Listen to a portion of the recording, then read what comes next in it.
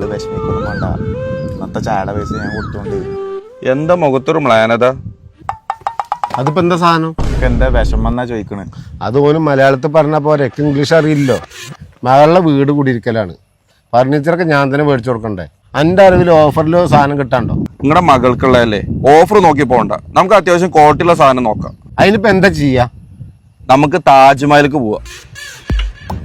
താജ്മഹൽ മലമ്പുഴ പോകാനുള്ള പൈസ കൂടി എൻ്റെ അടുത്തില്ല. ഇയാളിത് താജ്മഹൽ ഫർണിച്ചർ മക്കരപ്പറമ്പ്, അവിടേക്ക് പോവാ നമുക്ക് എന്നാ പറഞ്ഞു.